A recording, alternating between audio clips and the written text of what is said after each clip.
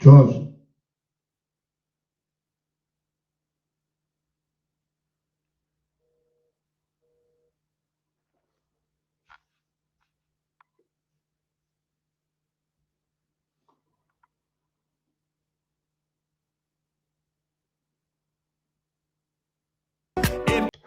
Yeah, yeah, yeah.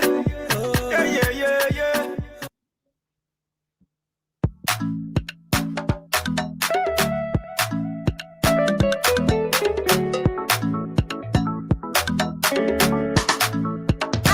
Lucky ball.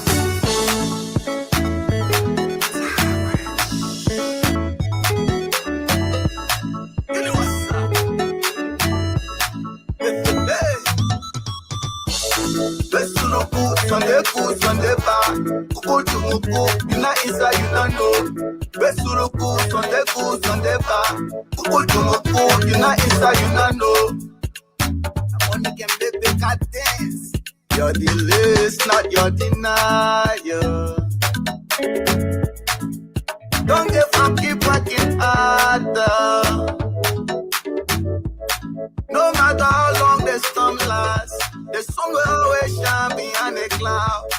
No matter how long the storm lasts, the sun will always shine behind a cloud. Your setback will be a major comeback. Me pa, I only hope for long life. Bubbly water can carry rock. Then they don't there, no cause to worry. Give God the glory for the little I have. Give God the glory, keeping me alive. So I give God the glory for keeping me alive. Give God the glory for keeping me alive. Get a paper glory now, give me my story to give God the glory for keeping me alive. Once you got food to eat, thank you. You get more to go, thank you. You get air to breathe, thank you. Your current situation is not your final destination. No condition is permanent. Infection, starvation, temptation is not my portion. If you pray for my downfall, sorry, come and get your refund. No weapon for making me shall prosper. Cause I'm covered with the blood of Jesus. I sold my soul to the Holy Ghost. You already know I'm about to blow. I walk through the valley and the shadow of death. I fear no evil. I still breathing so. I'm not complaining, Lord, I'm grateful and thankful. So I give God the glory for keeping me alive. Give God the glory for keeping me alive. Give God the glory. Sorry. Give God the glory for keeping me alive. Once you got food to eat, thank you. You get more to talk, thank you. You get air to breathe, thank you. Give God the glory. Give God the glory. Baba, I thank you, Daddy, I thank you. If I wanted to know what I cannot do one more. If I wanted to know what I cannot do one more. If I wanted to know what I cannot do one more. If I wanted to know what I cannot do one more. Yeah, Papa, hold me, Papa, hold me, Unam, hold me, Papa, hold me, Papa, hold me, Unam, hold me. Make our way, come on. Make our way, come on. Mañana come on, make our way, come on. Me voy past your abuelo. Na. Boy, na. It's the flap pocket. Somebody just eat the flap pocket. Mañana come on, make our way. Me voy past your abuelo. So I give God the glory for keeping me alive. Give God the glory for keeping me alive. Get a paper glory. Sorry. Give God the glory for keeping me alive. Once you got food to eat, thank you. You get more to talk, thank you. You get air to breathe, thank you. Get it by me glory, get it glory, get it by me glory, get it glory. Besuruku, Sunday bar, Kuku Jumuku, you not inside, you not know. Besuruku, Sunday bar, Kuku Jumuku, you not inside, you not know. It's like a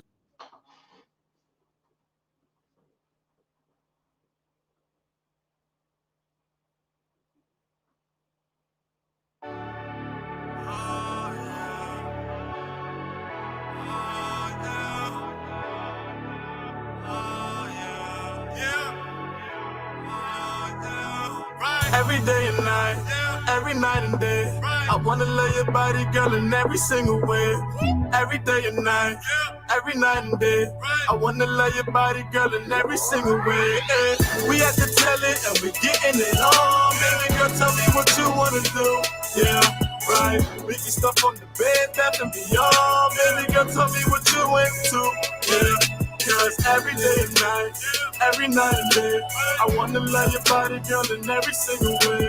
Every day and night, every night and day, I wanna love your body, girl, in every single way. Forever, my lady, like Jodeci.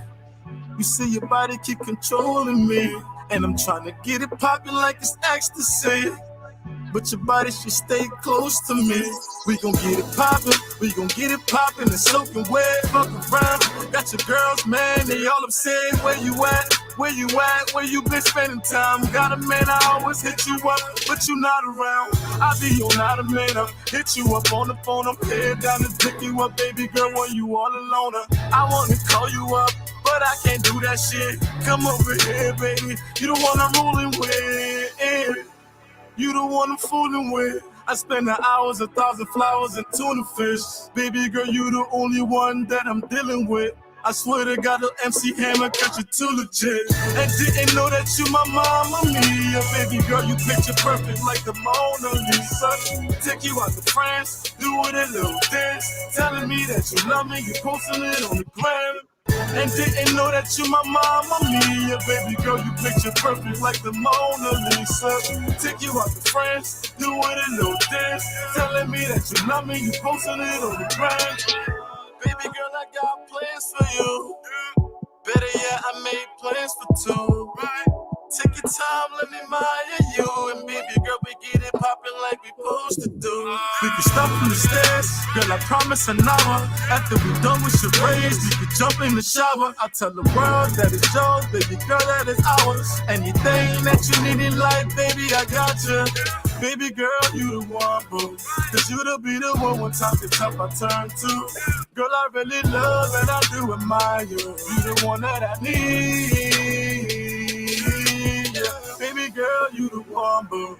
Cause you to be the one time it's tough I turn to. Girl, I really love and I do admire you. You the one that I need.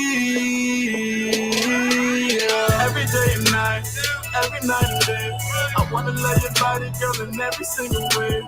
Every day and night, every night and day, I wanna love your body, girl, in every single way. We have to tell it and we getting it on. Baby girl, tell me what you wanna do. Yeah, right. We can stuff on the bed, bath and beyond. Baby girl, tell me what you into. Yeah, cause every day and night, every night and day, I wanna love your body, girl, in every single way. Every day and night, every night and day, I wanna love your body, girl, in every single way. Yeah.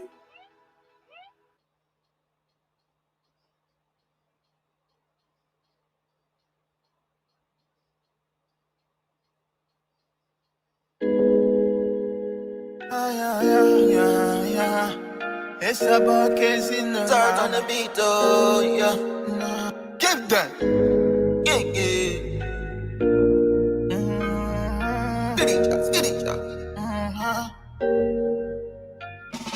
She go find your way, she we did today, Me, I'm not your fate, Now God, they bless my way, Mama said they talk, wish me day for walk, Me, I never stop, Healing to the top, People just they hate, they don't they see my face, Every holiday, now joy they come my way.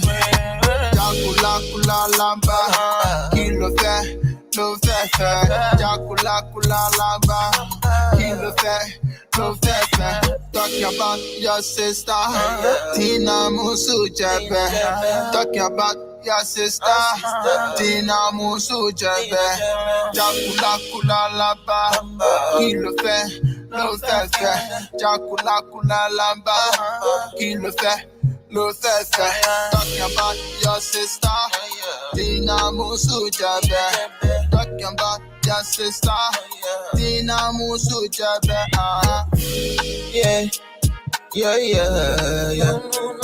Hey, me, I'm a bad guy. I know the waist down. No, no. She done the feeling my swagger. Lapu's Kitchen, a Liberian-owned business operated by Johnson and Wales University's trained chef Joyce Weah, is your dining away from home. At Lapu's Kitchen, we prepare all kinds of Liberian cuisines, including fried and rare oil potatoes green, kidney beans, palava sauce, fever leaves, and a lot more. We also make rice bread, meat pies, cookies, Benesi candies, and all kinds of pastry products. Place in your order online today from anywhere in the US at www.lorpukatchen.com. The good news is your package is sealed in an insulated cooling box and reaches your destination well preserved and fresh. Save yourself the stress and order the best from a professional chef. Lapu's Kitchen keeps your fingers licking. Make you smile, Angelina. Yeah.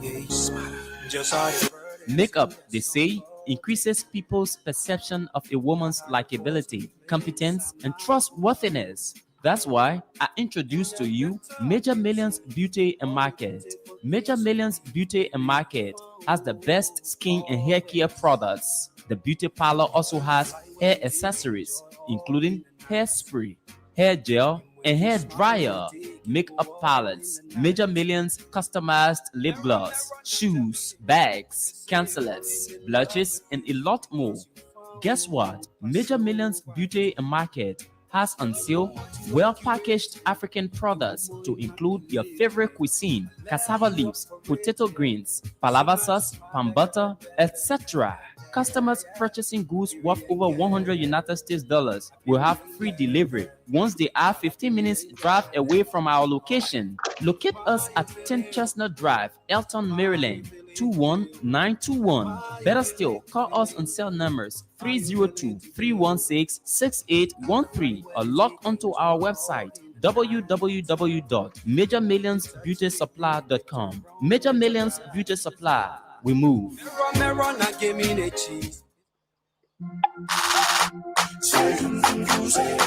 As Hamlet Enterprises Limited, located at the Police Academy Junction, is a shipping agency ready to handle your goods from China to Liberia. We handle all from our warehouses in China. No need to stress yourself. We take care of your goods, and you can pick them up from our offices at the Police Academy Junction. We also sell solar products and can order solar grade of all sizes for you, and installations are guaranteed by our technicians. We also do professional t-shirt printing for all occasions. Contact us on telephone number 0880-340-117 or 0775-374-480 or our WhatsApp number 678-386-2499. It's Hamlet Enterprises Limited, your shipping agency, ready to serve you.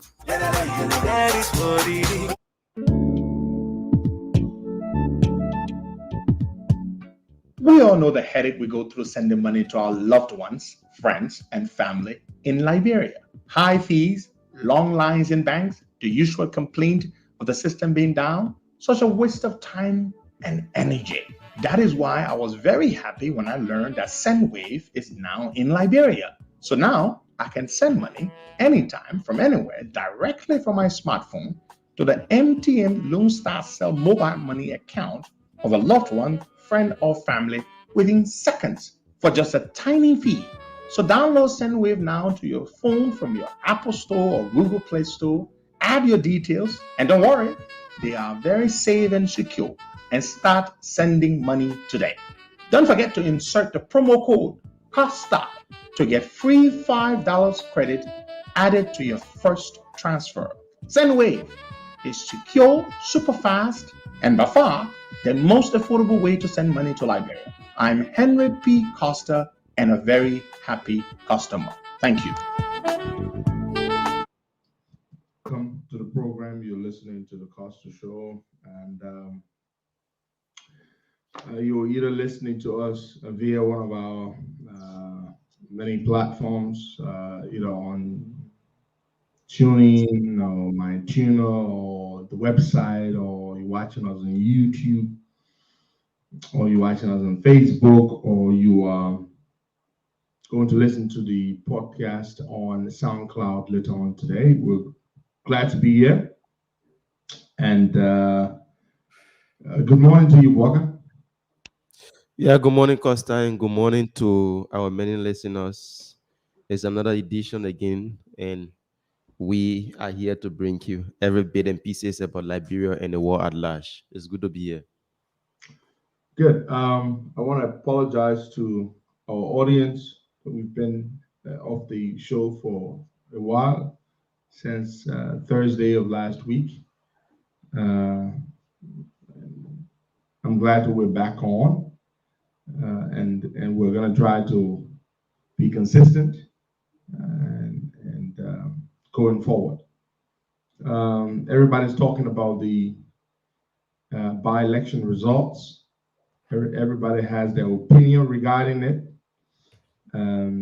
But the first thing I want to say about the by-elections that were held yesterday, full by-elections actually, we should have been held many months earlier than yesterday, but better late than never, is that there are those who are of the belief that if you took a bullfrog or a cocker frog and put them on a ticket of the CPP, they're supposed to win. Mm-hmm. And that is stupid. Anybody who thinks that you can take anybody and put them on a CPP ticket and they should win an election, because the CPP comprises 4 major political parties, you're crazy. There's also the perception that because Joe Boaga is popular, so if Joe Boaga were to go and campaign for a candidate, however unpopular or unknown that candidate is supposed to win. Again, that is another sick perception. The people don't vote for you because of the party you're from. Mm-hmm. They don't. And unless you have not been paying attention to elections in Liberia, they don't care what party you come from. In local elections, in legislative elections, the people vote for the person they want, not the person whose hand you raised as a big man or as a leader of the party. That's how they vote. The mistake we make is we think that because we are a big party, therefore anybody we put forward or we are a collaboration, that person is supposed to win. We don't do our homework to determine whether the person can win. Let's look at some of the candidates that CPP put forward. Let's go to bombing. Mm-hmm. Boagai, let's look at bombing. We chose who? Charles Brown. Charles Brown. What is Charles Brown known for in Bombing County? Absolutely nothing. Charles Brown is a fine young man. He's the spokesman or the leader of the workers at the Liberian Senate. Mm-hmm. All people know Charles Brown for is that he advocates for workers at the Liberian Senate. Yeah. He's an outspoken young man, and he makes noise, good noise, for those workers, including himself. Other than that, what is Charles Brown known for in bombing, Boakai? Do you know? I don't know. Absolutely nothing. We had the impression that because Charles Brown makes noise at the Capitol building, good noise, he makes good trouble at the Capitol building for workers at the Capitol building. Therefore, Charles Brown could win the election in Bombing County. Mistake number one. The people of Bombing County District number 1, Sinja, showed that they would not vote for him because he makes noise at the Capitol building. Joe Boaga went there to campaign for him. But guess what? The people don't vote for you because you are supported by a big man or a big party. They always choose for themselves who they want. The people don't vote for you because you look, they don't vote for you because of that black guy. Again, you all are making the same mistake. I saw some of your posts. They don't. When I ran, I had the biggest name recognition in the district. They voted for the man they knew. They picked Samuel Anders over me. And it was not a rejection of Henry Costa. They knew Anders better. They knew of his work. He had lived with them for many years. And they chose the guy they knew better. That's how people vote in these elections. Let's go to Grand Judah County. A fine guy, good young man, Ansu Dukle. Ansu Dukle belongs to what tribe? Okay? The Mandingo. They chose a Mandingo candidate in what county? Okay? Grand Judah, Halle, Crime, period, Crown. crime. They chose a Mandingo man to run in Grand Judah County, a crime district or crime county. What kind of gamble is that? Ansu Dukle, I met the young man. He's a fine young man. There's nothing wrong with him, but he was the wrong candidate in the wrong place. Why did you expect a Mandingo man to win in Grand Judah? Did you seriously expect that the crime people would leave a crime man in Madison, Weah, and in Sokan and vote for a Mandingo man? Absolutely not. Okay, no, but we were of the arrogance that perhaps we are CPP and we could take a Mandingo man and let him run in a crime district in Grand Judah County. We felt that. So that's another mistake we made. Let's go to the third one. Nima County. The guy who is in the lead right now, according to the results, what's his name? Sam Brown, right? Sam Brown, yeah. Sam Brown has run for representative 2 times. I'm told he ran in 2011. He came second to Jeremiah Cone. And he ran in 2017. He also came what? Second to Jeremiah Cone. We took Lawrence Swat, who has run, I believe, 1 time before and did very poorly, and we put him against a Sam Brown.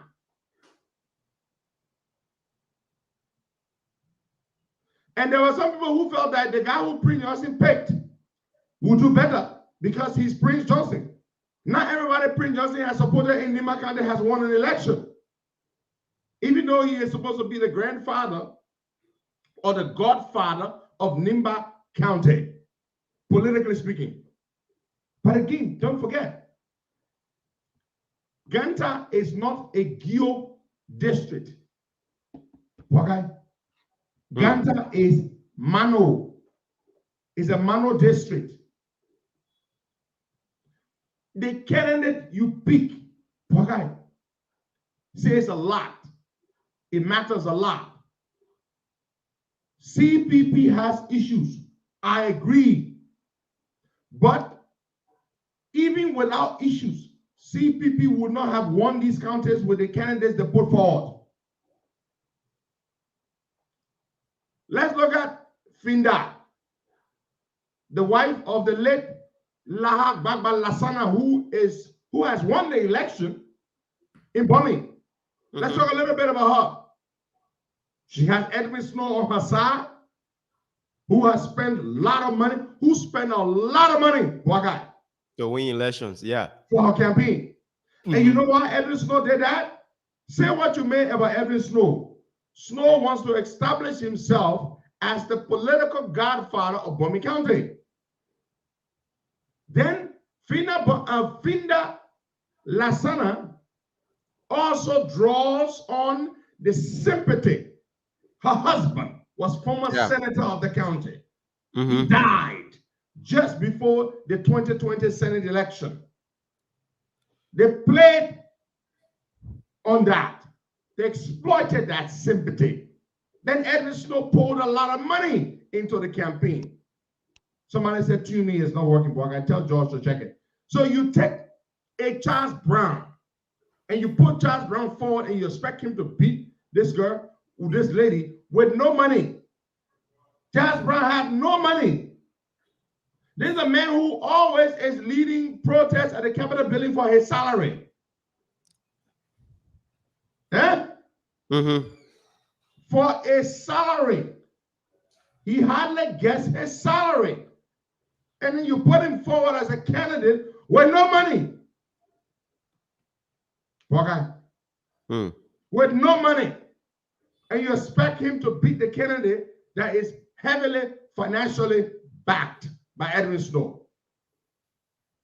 So you see,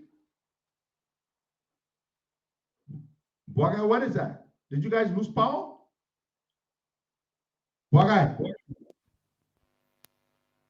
Yeah, of course. What is that? Did you lose power? What's going on? Trying to switch power. But why isn't tuning on? It's on. It's on. That person need to refresh their phone. That's on. The tuning is on. All right. If you are having trouble with your TuneIn or your Mantuno app, just refresh it. Refresh it, please. It is working. So, that's the issue. James Simon, thank you. James Simon says it is working. The thousands who listen via those other apps, not just on Facebook, especially the people in Liberia, they prefer listening to those apps because they burn far less data than Facebook. Facebook is video. To stream a video burns a lot of data. Yeah, so they're very important to us. We make sure those apps are on every day. So the problem here is, does CPP have issues? How many times did Alice Cummings go to Nimba to campaign for Lawrence Weah? Wasn't Cummings in Nimba the other day, he and Musa Bilete? He said that, according to him, Nimba is becoming his second home. That's what Cummings said. Yep. That's what Cummings said. He was there with Musa Bilete. After that, Bilete left and climaxed the campaign for Ansu in Grangida. Up to now, Musa is still in Grangida. And from his post last evening, he said there should be a work done coming back together. I don't know. Is it now that it is not that. A united CPP could not still win Bomi County with Charles Brown. A united CPP could not have won Grand Gila County with a Mandingo candidate. But come on, man.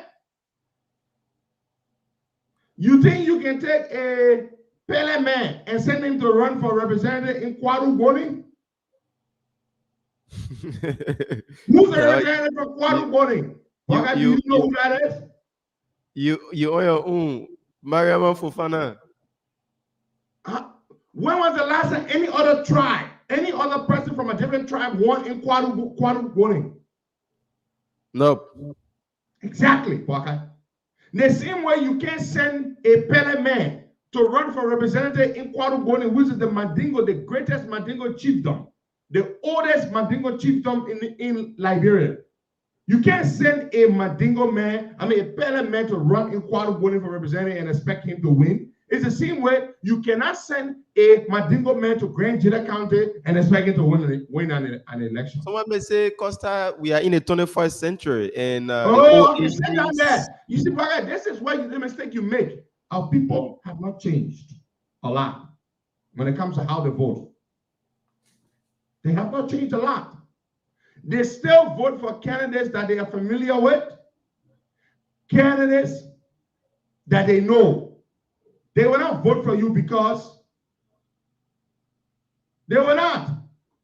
So just because Joe Boakai went, that's true. Finda is Kisi. She's from Lofa. But guess what? Finda was She married to a son of Bummy, who was senator of Bummy, who died just before the election in 2020, who is heavily financially supported by who? Every Snow, who has a lot of resources. Charles Brown is a young man. He's a good young man. But guess what? He is broke. Money is a key factor, and being familiar with the people is a key factor. So you got to understand all these dynamics. You can't just put everybody or anybody on a ticket and say the person will win because we're strong. Now, Buckeye, CPP, you know, the other day we said here, we're not going to waste our time to continue talking about CPP, right? But it's important for us to discuss these election results. We didn't lose these seats because we're making hala. I saw a post from Canvey Adams talking about we lost the elections because of Henry Costa and Musa Bility fighting for Bwaka. And Canvey, if that's how you understand politics, I'm sorry for you, my sister. And somebody said Findamara is a Gola woman. There you go. I didn't know that. They say her mom is Gola, her pa is Kisi. But you're married to a Gola man. You see what I'm saying? So the point is this. If you think that CPP lost, somebody like the ANC people are blaming Joe Bwaka that Bwaka is chairman of the CPP and they've lost because Bwaka didn't do a good job. First of all, Bwaka just became chairman of the CPP and Bwaka could not get Charles Brown elected because Bwaka is popular. No. It doesn't work that way. Why isn't Prince Johnson's candidate in Nimba winning? And what? And Prince Johnson came out yesterday and said he and the CDC lost. Not only him. Oh, that's what he said? Yeah. He and the CDC lost. Not only him. And you know, the issue about him being a godfather, somebody may likely say that things are changing. The dynamism of politics and other things within Nimba County have gradually started to change because Prince Johnson just used to leave people here in Nimba. And they will win election. He will win election. Thank you. No matter what it is. Yes. But now things are changing, and Prince Johnson too may likely in 2023 he'll be focused on his re-election. That's one of the said that, but hold on. That's a good point you made. Now somebody just said Finda was born in Bomi County. Her father she lived all of her life in Bomi. That's correct. So Finda is not swinging. Her name may be Finda, but her mother is Gola. Her father is Kisi, but she was born and raised in Bomi County. And somebody else just said Costa and Musa Bility are not that powerful to decide by-election results. Of course. What are you saying? That we are so powerful that we can make people lose an election? No, but Costa, people follow you. People follow you. You know, people follow you from Nimba. Yeah, but just go take people from Canada and put them on a ticket and say, when Costa said that you win, they will win. It doesn't work that way, boy. Prince Johnson, who's the godfather, Nimba, quote unquote godfather, he said, what did he say? He and who lost? He and CDC lost. But now, what we should be happy about as CDC is this: that we did not lose these seats to CDC. That's the problem. That was where I was coming. That's what we should be happy about. We did not lose these seats to the CDC. We did not lose the seats. Now, Kamfi, you wait, man. You don't understand politics, my sister. To say that we don't want many people lose the election, you don't understand politics. Get up and go run in Grand Gillette because you on CPP ticket and say you will win. It doesn't work that way. You think crime people will leave, crime man go vote for Mandingo man? You didn't know how you can work? It doesn't work that way. But I'm gonna say this. Here is the thing. We need to understand that to win an election, you have to have the resources to back that candidate. You have to choose a candidate that's popular with the people. You can't just put anybody on a ticket and say they will win that election. You cannot do that. But there's something I wanted to say before I said that. But it's also risky to go and support a candidate that cannot win. I mean, what do we base this thing on? We just pick anybody? So what we've done is that essentially we should be grateful that CDC did not win these counties. Because in CDC, look at Grand Gide. Yeah.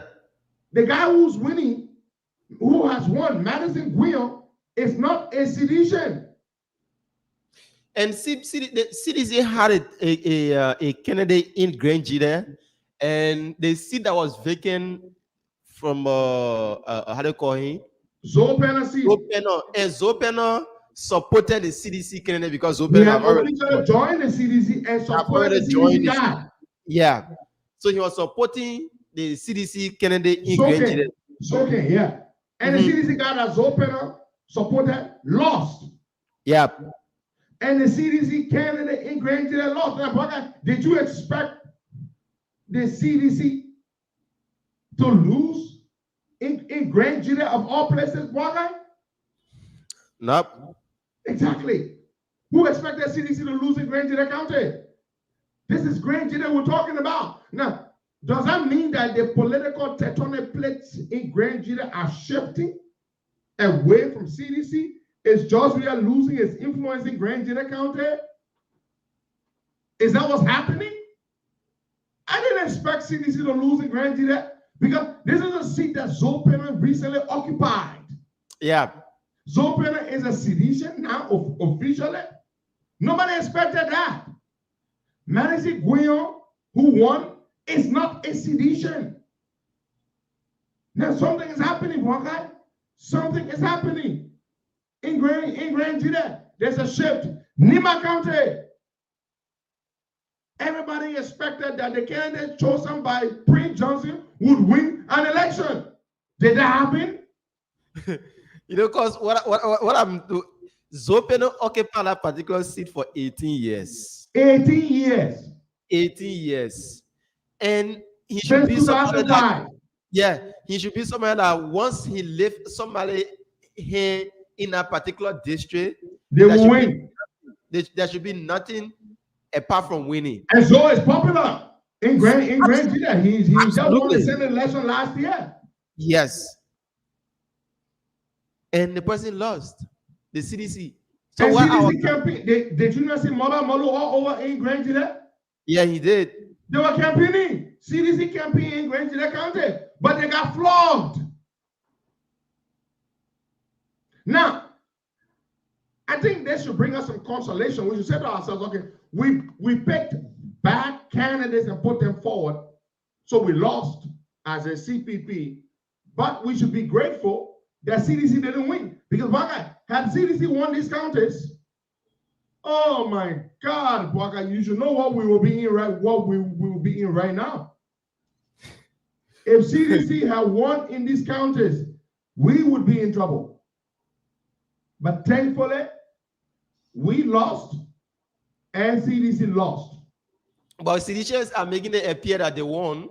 They are all around passing, laughing, posting out about things on Facebook, how the CPP is unprepared, blah, blah, blah, all sort of things they are writing on Facebook. Forgetting how did they win? Baga, just tell me, how did they win? No, they didn't. But they are making it look like that. Yeah, because they're stupid. They're stupid because they didn't win. Now, if they had won and we are lost, oh my God, we'll be in trouble. But they didn't win. CDC and CPP lost, and the reason why CPP lost is, come on, we picked the bad candidates in those areas.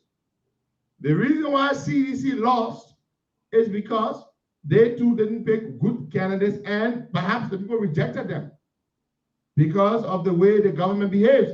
Maybe the poor Grand Gide are tired, Brock. What do you think?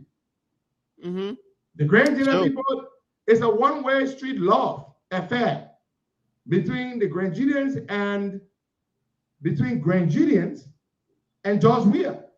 Grand Gideans have shown George Weah incredible love, unconditional love for many years, since 2005. But what has George Weah shown Grand Gide in return? Nothing. Nothing. What can Grand General County boast of having supported George Weah faithfully since 2005 when he entered politics? Nothing.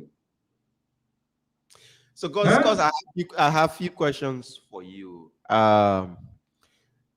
My question, the first one here is, what can the CPP do now with these results coming? I told you my position repeatedly. And when I was in Dallas, Texas, during our interaction, the town hall event or the interactive forum, when we went to launch the Dallas chapter of the COP, by the way, I will speak to that shortly. I was asked this same question. What can we do? I mean, what the CPP, I've said this, the CPP needs to split up and we move on we go forward.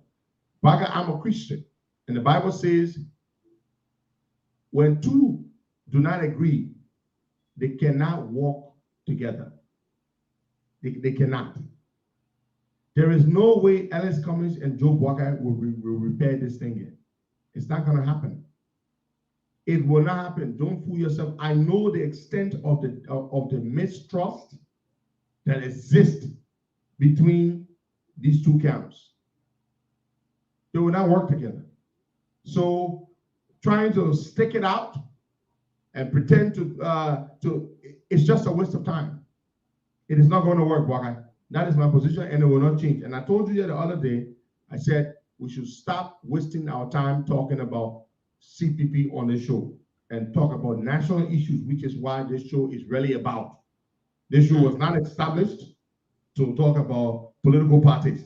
It's secondary. The primary thing to us is about the country. Now, so that is my position on that. They need to split this thing up and move forward. Okay, but probably I was thinking that this the results coming in could at least bring some form of reconciling and working together. They picked bad candidates, and the damage is too deep, Boaka. Man, I'm telling you, I know where I stand. I know what I'm saying, Boaka. The damage is too deep. Cummings wants Joe Boaka to retire from politics because Boaka cannot be his vice president. It's not possible. In fact, a lawyer told me that constitutionally, Joe Boaka cannot become or cannot be vice president, even if he wanted to. He's already served in that role for 12 years. Constitutionally, Joe Boaka cannot, even if he desired to, be Ellis Cummings' vice president. Now, so basically, Cummings wants Boaka to retire for him. Joe Boaka, on the other hand, wants to be president for one term. Cummings says, no, you must retire for me. The guy who is the strongest person among us, the other guy who came number 5 in the election, wants the guy who came number 2 to retire for him. The guy with 25 years of public service experience, the guy with 0 years of experience in the public sector wants the guy with the experience to retire. So they cannot work together. There's no understanding. So it's a waste of all of our time. They are pretending that they can stick this thing out. It's a waste of our time, Boaka. That's why I told you we're not going to waste our time talking about CPP yet. So let's move forward, Boaka. They lost these elections because they put bad candidates forward. The people don't just vote because you talk. Because the people voted for Dara Zillow who makes a lot of noise in Montserrat County does not mean you can pick a similar type of candidate who makes a lot of noise in Bowman County and win. No. The people in the rural parts don't vote for the same type of candidates that we vote for, Boaka. That's not how they vote. They don't vote for advocates in the rural parts of the country. They vote for people who have done something there. People who they have a relationship with. That's who they vote for in the rural parts of the country.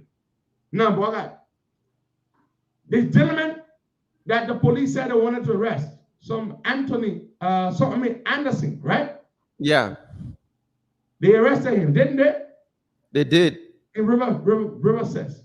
We heard something before this guy was even arrested. But what did you hear? Before this, the suspect in the murder of the late John Hillary Tubman, the son of the late President William V. Tubman. What did you hear before the guy was even caught and he confessed himself? What did you hear that happened? Nope. Okay, I know what I heard. And what I heard has been confirmed. But you know why I didn't say it? Because I didn't want to sound insensitive, because again, I didn't have any proof. I heard that Anderson was romantically involved with his victim, John Hillary Tubman. Now, the guy confessed. He confessed to the police that he murdered John Hillary Tubman. Yeah. And what did he say inspired him to murder him? He was tampered with. He said he was sexually tampered with by the pape. He said the pape did funny thing to him, homosexually abused him. Well, that's what Anderson said. He said that's why he killed him. That's what he said. I heard that. Why? But again, as I said, the family was grieving, and I didn't want to come out and say, and by the way, did you know this John Hillary Tubman, Baka? Did you know John Tubman? Not personally. Or know of him? No. Oh, no. Well, I knew of John Tubman for many, many years. John Tubman had a reputation of being, and there's nothing wrong with that, as far as I'm concerned. That was his life. John Tubman had a reputation of being a homosexual. And so I heard a story that John Tubman was going out with this boy, was involved with him homosexually, and that the boy killed him for whatever reason. I don't know, but it said it had something to do with that they had a relationship. But why do you think the police even named this guy as a suspect? Because he regularly visited John Tubman's house. Yeah. According to the community people. That this young man regularly visited John Tubman's house. So the young man, Anderson, was not a stranger to his victim. He regularly visited John Tubman's house. He slept in the house. And so the young man confessed. He said, I murdered him because he played with me. He tampered with me. But according to what we are told, John Tubman didn't just tamper with this boy recently. We're told that they were friends, that they were cool for a while. They had a relationship. That's what we're told. Yeah, boy guy. John Hillary Tubman Levy Matadi. He had a well-known reputation for being engaged in that lifestyle. Again, I'm not going to sit here to talk bad about a dead man for nothing, but it was who he was. And all his family people, they knew that. I knew of John Hillary Tubman for a long time. And the one thing I knew about him, that he was a well-known homosexual. Now, that's not talking bad about the dead. That was his lifestyle, right? If you can drink, and somebody said, Baga can drink, Nabati. No. Nope. So the young man has confessed. He said, yes, I murdered him because he tampered with me. You see?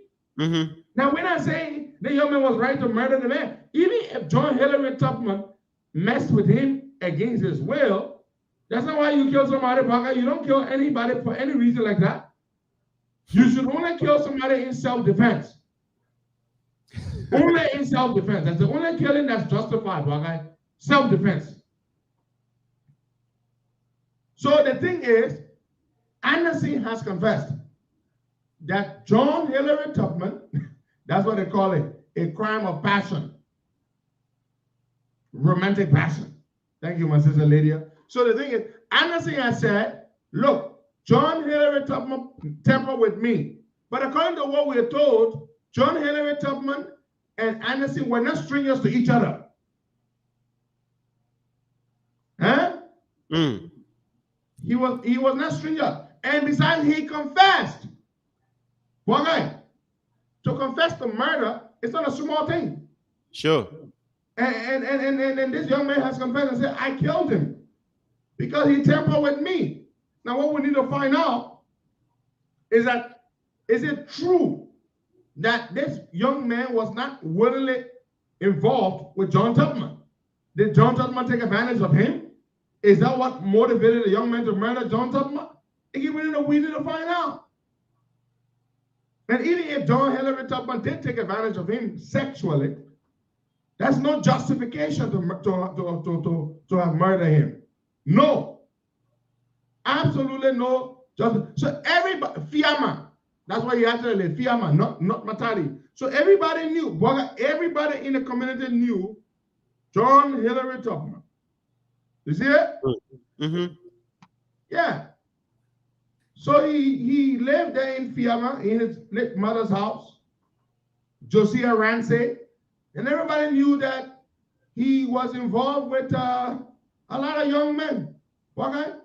So this was no news to people. Everybody knew. And you didn't know him, but I knew who he was. I didn't know him in person, but I learned of him many years ago. So the point is, they said the young man knew. So it was the community people who told the police that this young man was frequently in and out of John Hillary Tubman's house. Thank you, lady. He was openly gay. That's one thing. So if people don't want to talk about it because but everybody knew John Hillary Tubman was a gay person. So why did this young man murder him? He said the papa temper with him. And where he's at? Yeah. Now, the papa temper with you? How long the papa tempering with you? How long? The point. Mm-hmm. The papa temper with you. Ever say you won't talk? You won't tell nobody? And is he a child? He's not a child. Nope. So you mean John Hillary? This young man was able to murder John Hillary Tubman and flee. He's not a child. He's not a child. So the point is, what made him murder John Hillary Tubman? If indeed they were involved with each other, sexually, why did he murder him? Was he angry or something John Hillary Tubman did to him? Or was it jealousy? Were they loving? And then he decided to, and then John Hillary Tubman probably had a new lover, and was he jealous of the new lover? Is that what led to him murdering him? So now that he has confessed to the murder, he needs to speak the truth. Or does he think that when he says, oh, I killed him because he tempered with me, and so that is his defense? Because that's what I say to probably he got tired with the thing that been happening between them. Oh, and my sister Rosalind Giddings just said something about that. She said, look, everybody knew John Hillary Tubman was a gay. Everybody knew that. Except for Baka, who didn't know. Baka didn't know the man, so Baka didn't know. But everybody knew John Hillary Tubman was an openly gay person. He didn't hide it, Baka. And my sister Rosalind Giddings just said something. The man that gay. You regularly went to the man's house, right? Everybody know the man that gay. So all the time you've been going to the man's house, the man been tampering with you. You didn't tell the police, you didn't tell the authorities that you were tampering with you. Besides, you're not a child. This Anderson fellow, I'm told, he's a well-groomed man. He's not a child. You see? So that's the point. So I don't think it was because this man grabbed him one day and took advantage of him, and so he got mad and went there the next day and killed him. No. He was frequently in John Hillary Tubman's house. In and out of the house. But I'm told John Hillary Tubman had other lovers. Yes. So could this young man have been jealous? Did he kill him out of jealousy? Because the thing is, he said to himself, I murdered him. But then why did he run away if he was a victim? Why did you flee? If you murdered John Hillary Tubman because he tempered with you, you should have called the police and said, oh, the man tried to rape me, so I killed him in self-defense. But you ran away. Why didn't you report John Hillary Tubman that he tempered with you? So I don't think that's what happened, Wakai. The fact is that he frequently went to this man's house. Frequently was there. people say he used to sleep there and all. So they must have had a relationship, and then perhaps he got jealous because John Hillary Tubman fell out of love with him and started seeing some other people, and then he murdered him out of jealousy. Or perhaps John Hillary Tubman didn't give him what he wanted from him, and then he started seeing people. So that's the thing, Bwaka. And even in straight relationships between man and between a man and a woman, Bwaka. Doesn't the man, in most cases, the man or the male partner, out of jealousy, kill the female partner in a relationship? Yeah, it do happen. It happens all the time. It does happen all the time. Sometimes it's the woman who murders the man, but oftentimes it is the man that murders the woman out of what? Jealousy. They call it a crime of passion. Like my sister Lady Newland said here, a crime of passion. So the problem here is the same story with Versace. Thank you, Moses Harris, Versace, the great designer, Bwaka, Versace. Versace was murdered by his gay partner. Bwaka. Versace was no longer interested in his partner, and he had left him, and this guy murdered him out of jealousy. It was a crime of passion. So John Hillary Tubman's murderer has come forward. Well, he didn't come forward himself. He was arrested, and he said, yes, I murdered him because he tampered with me. But I'm not buying that. Now, Bwaka, over the weekend, the American ambassador spoke in reaction to Liberia filling the MCC for the third time. The third time in a row, 3 years under George Weah, Liberia has failed. And the ambassador said that the United States government is tired of Liberia's inaction to fight corruption. He said, we're tired of you. But that is not something that a diplomat of that stature would normally just say, Bwaka. To say that the U.S. government is tired of you, Bwaka, it's embarrassing. Totally.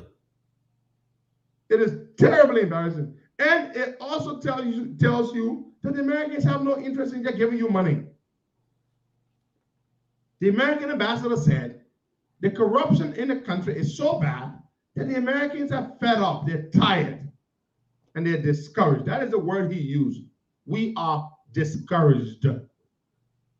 We've helped you, we've given you lots of money, you steal the damn money, you're very corrupt, you're not doing much to fight corruption, in order to invest the money in your people and improve the people's conditions.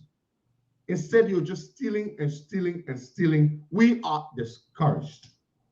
That is what the American ambassador said. And Bwaka, how is the government reacting to this? How can they defend against this, Bwaka? There haven't been any reaction yet. But there's going to be no reaction, at least not a public one. Because this is seriously embarrassing. Now, embarrassing would be an understatement when the Americans tell you that they are fed up, they're discouraged because you are so corrupt that you cannot help yourself. You continue to steal and steal and steal, and they're not going to be giving you money. And let them tell him to apologize. Of course not. They're not going to tell him that. Check SS Kamara. They're not going to tell him to apologize. The American ambassador speaks for the United States government. Whatever he says is a policy position of the United States government. So basically, Bwaka, our greatest, oldest friend, godmother, is telling us that they are discouraged of us. They are discouraged with the way we've been conducting ourselves. We are such terrible criminals. We cannot help ourselves. We steal too damn much, and they're tired of helping us. But that is terribly embarrassing. Totally embarrassing. And President Weah, seeing all of these things, he allowed Samuel Tuer to be lying to him every morning, posting on social media. President leaving the country for 3 weeks. Yesterday, 3 weeks. He got back. Did you hear what he said? So the guy comes back to the country. Did you watch the interview with him at the airport? But the guy is dull. So George Weah gets back to the country. One of the very few times he cannot escape the press is at the airport. If you really want to catch George Weah, you want to get a few words out of him, go to the airport and wait for him when he's coming back. He cannot avoid that one. No. And every time he comes back and they interview him at the airport, he says absolute rubbish. Did you hear what he said? They asked him about the climate change summit he went to, the COP26. That's the name of the conference. Mr. President, what do you make of that? He said, what dog? But let's go find it. You need to find the interview. Let somebody send me the link. Somebody please send me the link of the interview. Yesterday, my friend Alvin Jones, on our way from the airport, driving home, we found this clip and he was playing it while we were driving in the car. And boy, it was so embarrassing. They asked George Weah questions. I mean, the guy is so dumb. The guy is so dumb. It's so embarrassing. The guy doesn't know what climate change is, in fact. He doesn't even know how you can fight climate change. He's talking about, Liberia has a very big forest. We have to organize the forest and then regulate the forest. Okay? How the hell do you organize a damn forest? Okay? How do you organize a freaking forest? And then you regulate the forest. Now, what he actually meant is that other countries are getting paid. Countries that are endowed with large forest reserves that they have not depleted are getting paid in what is called carbon trading, which means, you have your forest, they pay you money so that you do not deplete your forest. You maintain your forest so that your forest will generate and will emit what they call oxygen. That oxygen does what? The oxygen offsets the greenhouse gases that are emitted or the carbon dioxide that is emitted. So you see why forest is important, Bogey?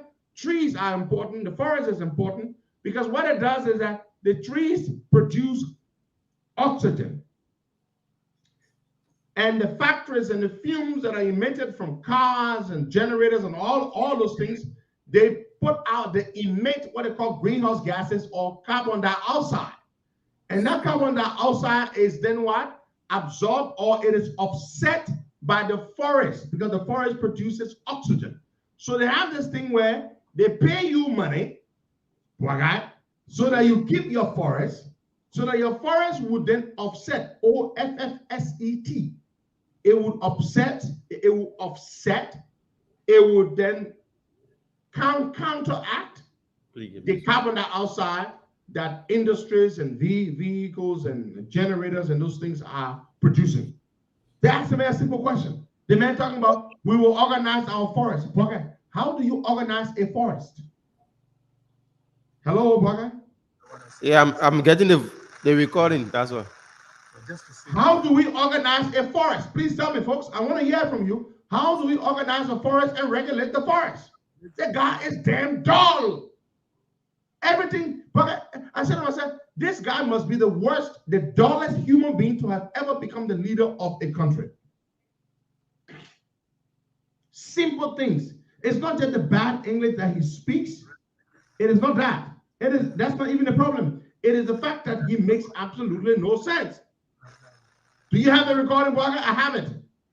Yeah, I got it. Let me see if I can play from my end. Play it, please. They got too dull, man. They're too shameful, man.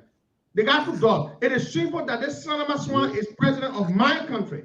He goes abroad with his dull self and embarrasses me. Embarrasses all of us. Talking about we'll organize the forest and then we'll regulate the forest. And what the. Because please play from your end. I don't know. You're not playing from this. Okay, I will try. Let me try to play from my end here. See with glasses on, yeah, so a smart person. But he doesn't read. Why the hell he wears glasses?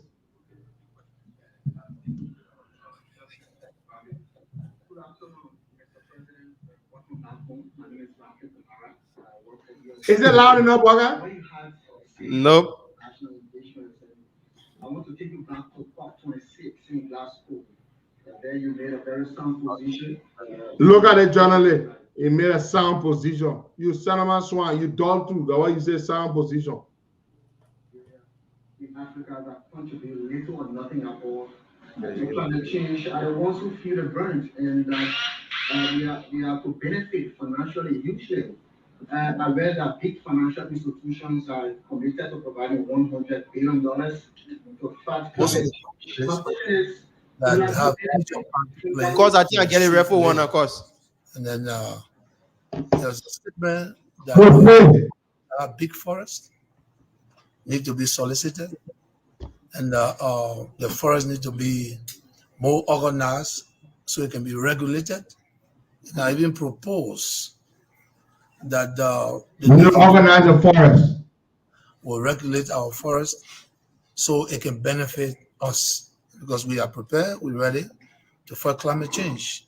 But we cannot be fighting climate change in a way where we remain the way we are. So that if the global community is ready to fight to make a climate change the best thing for all of us, which is important, we need to protect our planet, then we are ready, we are willing, and we need to get on the table. And then, of course, get on the table. I'm not. Hold on, brother. Pause. We need to get on the table. So where's the clear on the table to talk? Get on the table. Hey, wait, we're talk.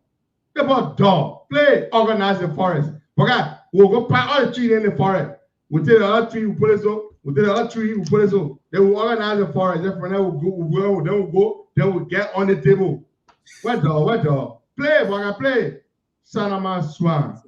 And there will be help to guard the forest, to make use of it, so that we can stop the pollution. And I'm sure Liberia is willing, will cooperate, and will be part of that. You arrived to a breaking news, and that is the Center for Disease Control has changed our status. That means we have less risk infection of COVID-19 from level 4 to level 1. What's your reaction to that? Well, first of all, let me again congratulate Liberians for listening to us and listening to our health team.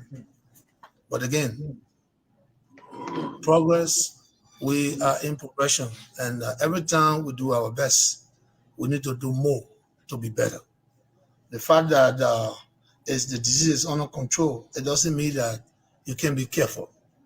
We have to wear our mask, we have to wash our hands, we have to be ready and prepared to behave the same way that brought us to this point. Not because they say that the disease is under control, so that means we can get it. Remember, the disease came to us for our partners, some of our partners that came from abroad, and it's rising so fast in their country. Is it rising? That is continue our exercise that make us the disease rising and the green zone. So we can't go back to the red zone. So each and every Liberian need to understand, one, you even take the shot of coronavirus, it doesn't mean that you can catch corona. Not because you took malaria shot, so that means malaria will not catch you. If you sleep among mosquitoes, malaria will catch you. If you sleep in a dirty place, malaria will catch you. The same as corona. Wash your hands, be clean. If you take the shot, you still have to observe the health protocols so you can catch it. So the vaccine is only to make sure that we'll go a long way, but it's not guaranteed that we'll not catch it. So we have to be disciplined and do what we are super back on it. You can see that you're not just people protesting and just all on the radio that, the government are doing that. You can see that we have done well. So I want to congratulate you, Liberians. You didn't do anything. We are part of this society. I just God bless all the things spread. And the only way we can help you is for you to join us to help you.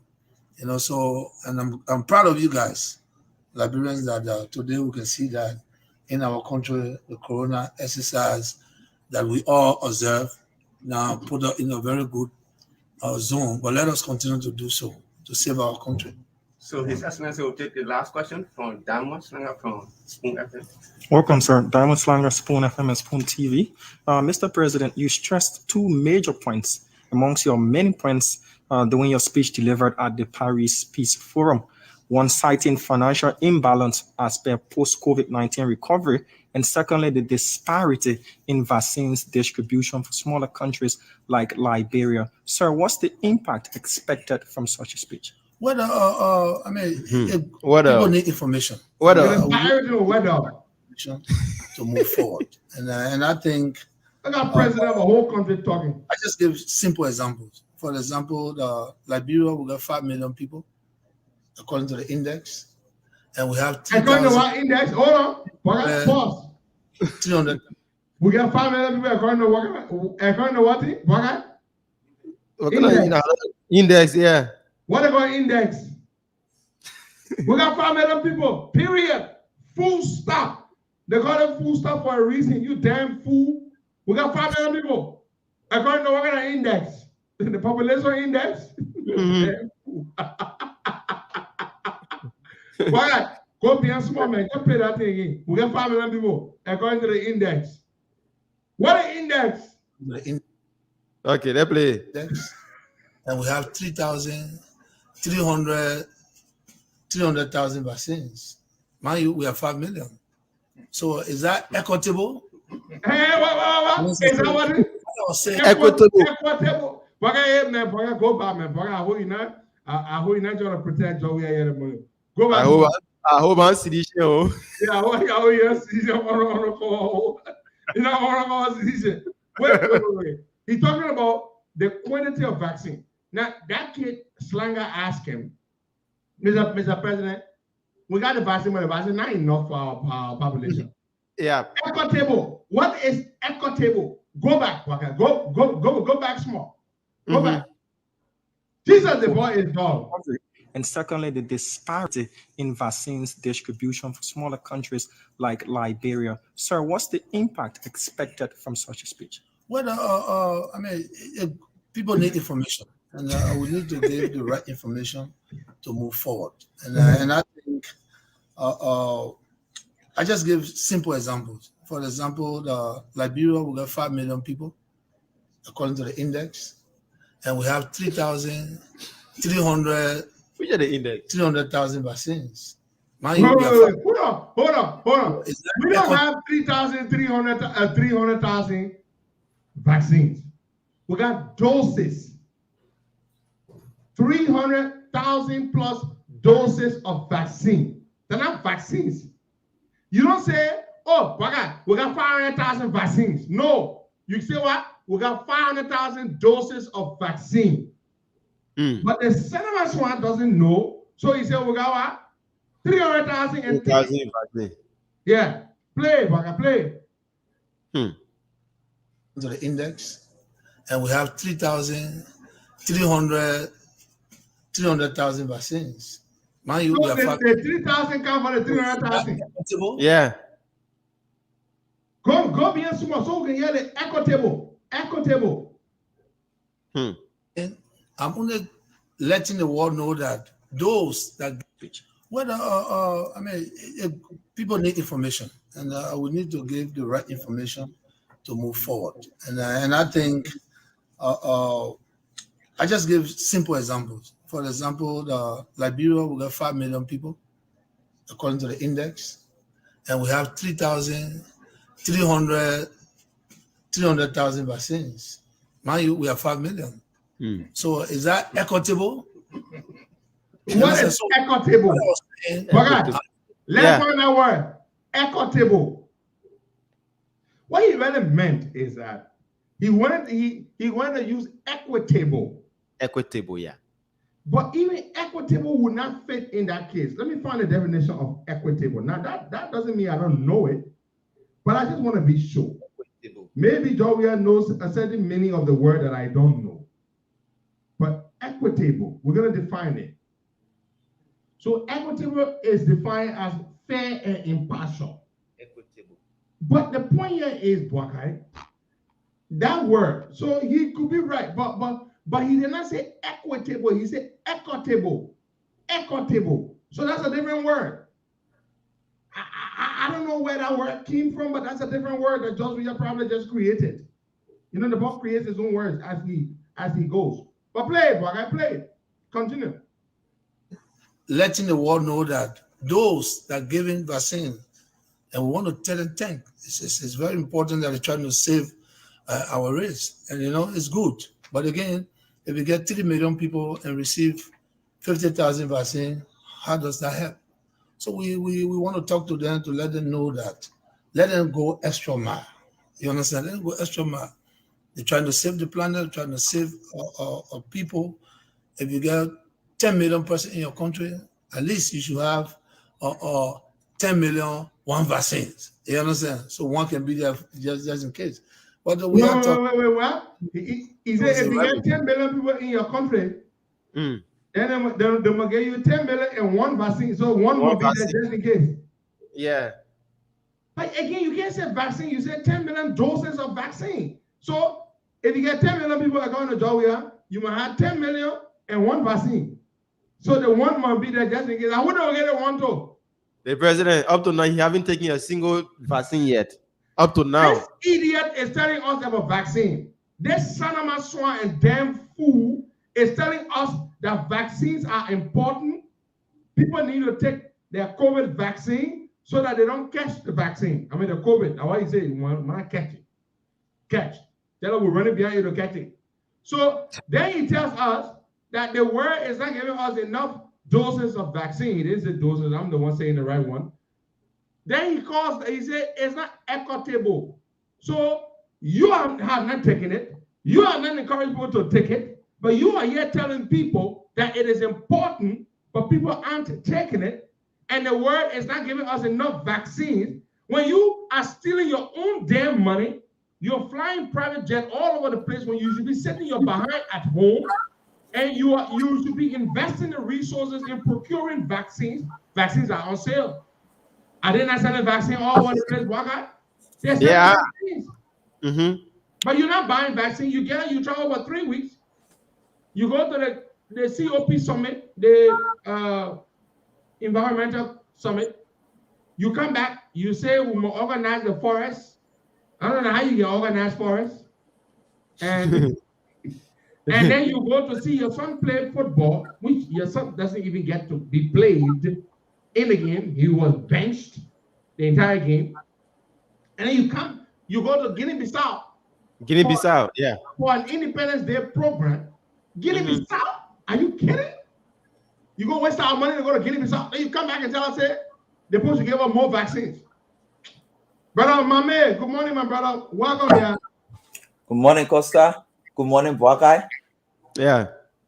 It's good. Yeah, man. They say we'll organize the forest zone. So I was listening to the to the recording. It was comical. It was something to laugh about. Countries are making a whole lot big news and resources from cash money from their forest resources. If you see little carbon trading, that's what the deal is called. Carbon trading. If you see little Gambia, the impact that Gambia has made with its policy position on using on protecting the environment, you come to realize how when you have leaders in power who have the ability to bring people together and put ideas together and advance those ideas in the way that attract international attention, you can make a whole lot. Go to our forest, the FDA, the Forestry Development Authority. See, the folks that manage Forestry Development Authority, they have no training, absolutely no training, no experience, no education, no training in forest resource management. We keep losing on all fronts. And even to be even disappointed more are in the people back home. The president went to the place, so people preparing a good speech, at least for some of us who know this, who know about international development, these things they prepare for a good speech, especially the component of forest. Because it became even it became a song for almost all the African leaders and leaders from developing countries. They kept saying the same thing. So the president was in line with that. The president left from there. Nobody saw that as an achievement. The only thing they saw was the picture he took in the hallway with Biden and Kamala. That's why they were promoting. Instead of promoting the strong message he delivered. They kept promoting picture of the mentor right in the hallway, an unofficial picture. You just bump into somebody in the hallway and you take picture, and become news for government ministers. Sure. I was everybody using it as a Facebook profile picture. An unofficial picture taken in the corridors. Like you go to a cemetery. If you were at that conference and you were in that room, you would have taken a picture with Biden. Exactly. It's unofficial. When leaders take official picture, you see it and you know it is official picture. When they take picture based on invitation. Brother Mame, have we fallen this low that our president can be happy to take picture with another president, you all? Exactly. I can't get it. You president for almost 4 years now, you stay at Abu to take picture with another president? Yeah, an unofficial picture in the hallway. Okay. But my man, anyway, welcome to the Costa Show this morning. We're very happy to have you, as usual. And whenever we bring you on, it's a very fruitful, interactive, eye-opening, educated conversation we have with you. A few days ago, your organization, the Coalition for the Restoration of Liberian 5%, right? Correct. Scored a major success thanks to the unrelenting efforts of the coalition and its partners in the legislature, particularly the Liberian Senate. Yep. A public hearing was called. Now, it is not easy that our people call public hearings, my man. You know that. I know. Our legislators don't like to do public hearings because a public hearing is a good thing. It's a healthy part of legislative proceedings. It's good for accountability. It's good to get the input of the public on matters that concern the public. The public hearing was called and held, I believe, under the gavel of the Senate Committee on Judiciary, was it? Correct. Okay. Now, tell us about this public hearing and tell us about the conclusion of the public hearing. So we received an invitation from Councillor Sherman, who's the chair on the Judiciary Committee. Who's the chair on the Judiciary Committee. That the Senate is faced with a situation of determining if the prevailing law deprives Liberian citizens of their equity participation rights in petroleum agreement. So because they are faced with the situation of answering that question based on the complaint filed by Senator Darius Dillon and Jonathan Seboy, he invited partners of the coalition. Partners of the coalition. Senator Dillon has been an outstanding partner of the coalition.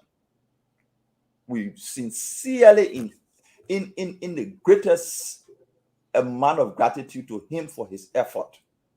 So they invited also the Minister of Justice and the folks from the Liberian Petroleum Regulatory Authority and local to come and say whether the prevailing law doesn't deprive, and for Corey to present whether the prevailing law deprives, and for the legislature to make a decision. You have to make your case, and they have to make their case. Exactly. Your case is that it deprives ordinary Liberians of the joint citizen participation as enshrined in original law. Exactly. They have to say that the amended law, which was done in a Babati fashion, does not undermine Liberian equity participation, right? Exactly. For and against. Proceed. So we engaged the section with facts and pieces of evidence. What we decided to do was to present our evidence in two factions. We presented the legal evidence and we presented the circumstantial evidence. Because sometimes the legal evidence becomes confusing to people who don't understand the law. So we decided to also bring circumstantial evidence. So when you see the circumstances, then you come to understand, say, oh, because based on these circumstances, I think I can understand and follow. So on a legal argument, we went straight to the amendment. The LPRA, the government argued that the amendment in 2019 is in addition to the original law. We said no. An amendment cannot be in addition. If the amendment is in addition, because when you add something, it must increase. The original law has 7 provisions. The amendment has 3. The original law has 7 counts, 36.1 to 36.7. The amendment has 3, A, B, C. So if the amendment is in addition to the original law, then you should have 37, 31, 32, 33, 34, 35, 36, 37, plus additional 3 to make it 36.10 or 36.9 and 36.1010. But the amendment has only 3 sections, A, B, and C. So it cannot be in addition to something that is 7. 7 plus 3 is 10.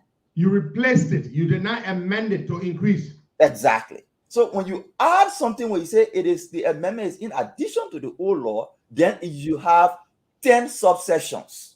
That means you add 3 to the existing 7.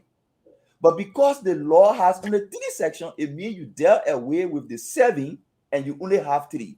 So we presented that argument, that legal argument. The second legal argument we presented was the law said, upon the passage of this amendment, Section 36 on citizen participation shall read as follows. The reading that followed that statement has only 3 sections, which is A, B, and C. And in those 3 sections, there is nothing there for citizens. There is no percentage there for citizens' equity participation. The law concluded, the amendment concluded that any law to the contrary, notwithstanding. So we came again and argued that because any law to the contrary, notwithstanding, it means any other law outside this amendment, notwithstanding. So those were part of our legal argument, excellently presented by Councillor Finlay Kanga. So I was supposed to join Councillor Finlay Kanga because Councillor Finlay Kanga knows the law. But Councillor Finlay Kanga, even though he's been with us, is not as abreast as I am with the oil sector. And all the chicanery that the LPRA was trying to discuss. That's where you come in. That's why I come in. Unfortunately, Senator Sherman said I should not come in. Because you were not physically present to appear. To the satisfaction of the folks from the LPRA and the NOCA. They celebrated. But Brother Mame, we've seen congressional hearings in this country where people join them, especially thanks to COVID, virtually. But they agreed. Before the hearing, we exchanged communications. They agreed that I will present. So it was just shocking that, later on they said he shouldn't. But no problem. Councillor Finlay Kanga did excellently well. And the objective for which we went to the Senate was achieved. So and it doesn't matter. And what is the conclusion what was the conclusion? The conclusion was, Councillor Sherman said, since LPRA is arguing that the A, B, and C is in addition to 36.1 to 36.7, and Coley legal team led by Councillor Kanga is arguing that under the law it doesn't make sense, Councillor Sherman smartly did not go into making a verdict, whether it makes sense or not. And we appreciated that. He said, so based on these 2 arguments, can we as a body agree to recommend to the Senate the inclusion of 36.1, 36.2, 36.3, 4, 5, 6, 7 in addition to 36 A, B, and C? Wait. Let's break it down. Did he say, as you just stated, including those various provisions, that the original provisions, as enshrined in the original oil law of which year? 2016, right? Yes, 2016. Did he say that they should put those original provisions back? Exactly. The recording is available. Which provide that Liberians should enjoy a jointly owned 5% citizen equity, right? Exactly. So Sherman is proposing, his committee is proposing, recommending to the Liberian Senate to consider the reinstatement, if that word should suffice. Those provisions that were nicodemously removed or struck off the book, right? Correct. Good, proceed. I just want to understand. So he said, it was not based on the presentation, it was not the intention of the Liberian Senate to have removed 36.1 to 36.7. Since the current law is not clear, and since there is a misunderstanding, to make the law clear and clearer to the satisfaction of everybody, the Senate Judiciary Committee will recommend to the plenary of the Senate so that the law can read as follows. 36 A, B, C, 36 1, 2, 3, 4, 5, 6, 7. The 1, 2, 3, 4, 5, 6, 7 are the provisions Corey have been arguing that must be reflected in the law. So when they made that decision, we did not have point to argue further because we did not go there to argue. We did not go there to argue beyond the objective for which we have been arguing. Our simple objective have been include in the law black and white 5% for citizen fund.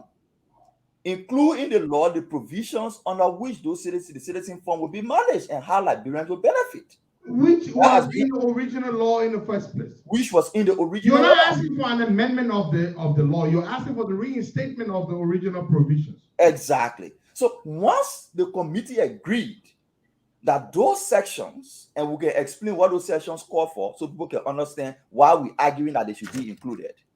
So once they agree that those sections should be included in addition to A, B, and C and written clearly, we said, but the deal is done. At least 50%.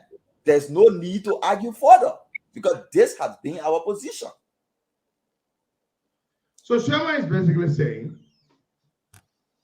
we will recommend, because this is what your coalition wants, that the 5% citizen equity as was enshrined in original law be reinstated. Correct. Now, keeping the amended provisions that replaced the original provision and reinstating the original provisions, would there not be any conflict or confusion? Between the amended provision and the reinstated provisions? Yeah, would there not be any conflict? There will not be any material conflict. And why is that? It's because the 5% for Liberian businesses is an equity participation that businesses will have. And it is their right to have that. It is as per this law. Mm-hmm. We are not arguing that Liberian businesses should not have equity. That's not our argument. Our only argument has been the equity participation of Liberians has been taken off the law. So there are two types of equity, but there are two types of participation here. Yeah. One is equity participation that should be enjoyed by Liberians who have money and can acquire equity by buying it. Yes. And for those of you who understand, equity participation means Brother Ambula Mame establishes a company. And I want to participate in that company by owning shares. Shares. Which is called equity. I can buy shares. Brother Mame can set his share price based on his market evaluation and his valuation. And he can determine his share price. And if I wish to buy it, I can buy it. So Brother Mame and his coalition, they are not saying that individual Liberian citizens who have the financial wherewithal or resources to acquire financial or to acquire equity in an oil company should not do so. No, that's not our argument. that the two can coexist amicably and under the same roof. On one hand, Liberian citizens with the financial resources and desire to participate in oil operations in the country may do so, may buy their shares.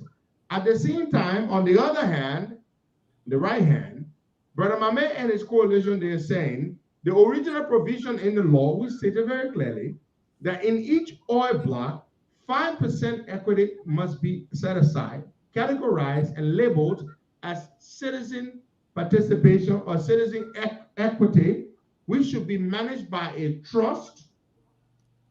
The proceeds from that trust should be used for development purposes, must still be enjoyed by all Liberians. So on one hand, I can enjoy equity, I can enjoy participation just because I'm a Liberian citizen. I don't have to buy it.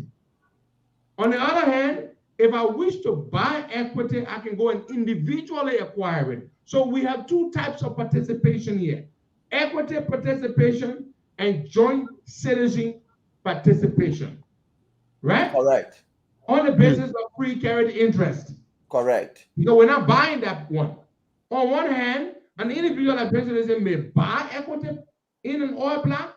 On the other hand, like all Liberians, all of us, all 5 million of us own 5% in every single oil block. Right, Brother Mom and Brother Mame? Correct. And a profit generated as a result of that equity will flow to all Liberians through the Citizen Fund. That is the reason why we kept arguing that the law that called for the establishment of the Citizen Fund should be included. So all our circumstantial evidence that we were pushing, we said, okay, if the LPRA keeps saying that the 5% for Citizen Fund is in the law, then let's go back to the law. The law said after the LPRA is established, no less than 3 years after they establish, they should submit to the legislature an act creating a Citizen Fund. The executive shall take action to select the trust company that will manage the Citizen Fund. But since the LPRA was established to today, neither the executive have submitted a bill to the legislature to create a Citizen Fund. The executive have taken no action to select the trust company. And while all of this is happening, why they have not done any of this, which is required by law. By the law, that the claim was not removed. To make efforts to do bid rounds. Besides that, Costa, what's supposed to benefit every Liberian, the citizens' participation, the law that called for the establishment of the Citizen Fund, that's supposed to benefit every Liberian. They've taken no action to that. But on the other hand, the amendment that called for Liberian businesses to have 5%, and 2 days after, it was on March 17, 2 days, and the bid round was announced March 15. 2 days after, they initiated the process and selected 9 oil companies. So the focus is on the individual and not the collective. The one that benefits all Liberians, they don't care about that. They don't care about it. The aspect that benefits a handful of Liberians is that's the one what they care about.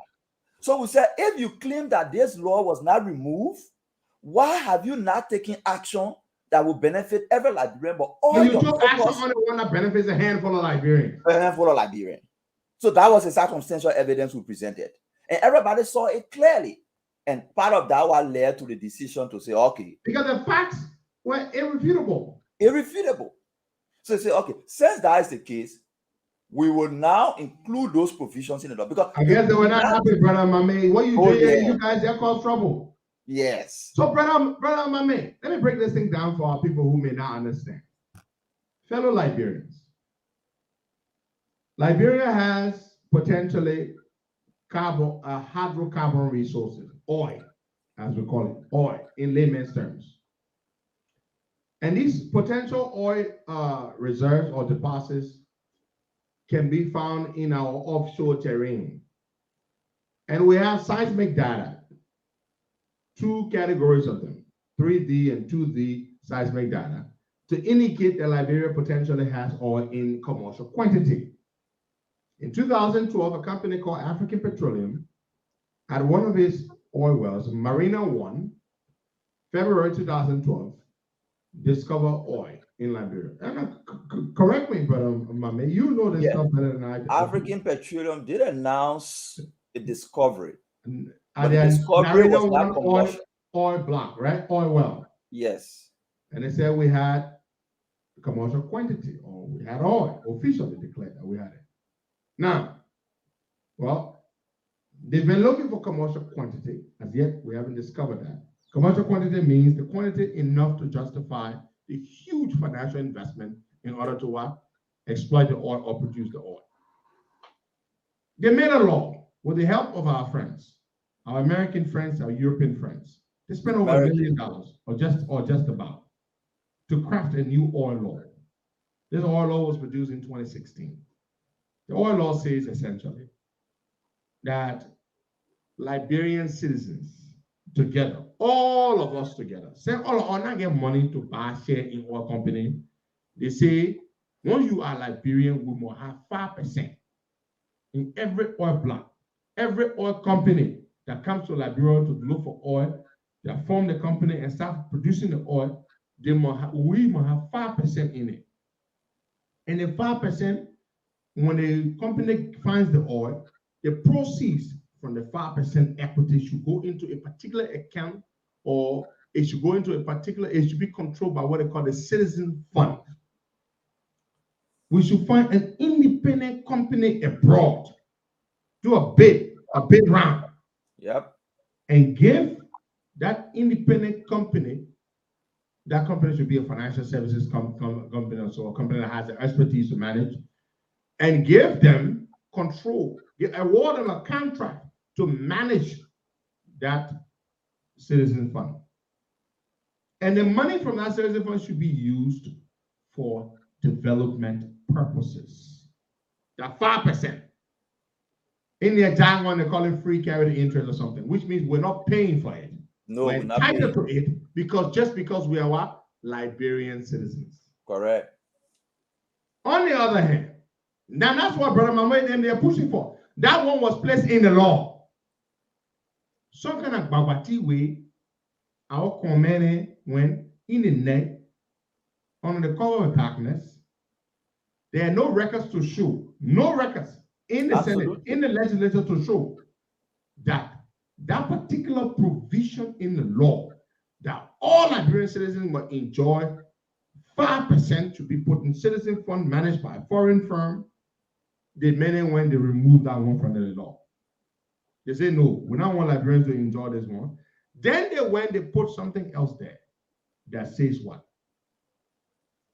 The 5% should only be enjoyed by a few Liberians in the form of equity participation. That means the 5% that originally we must enjoy because we are Liberian citizens that we ain't got to pay money for, they say they remove that one and say now, few Liberians now can go and get the 5%. Not all of us. I mean, brother Mame, let me ask you a question. Could they not leave that 5% citizen equity or citizen participation in the law and still create the room for Liberians to acquire equity? Could they not do both? Costa? Why do they have to remove the one that we all should enjoy in order to replace it with that one only for a handful of us? Why?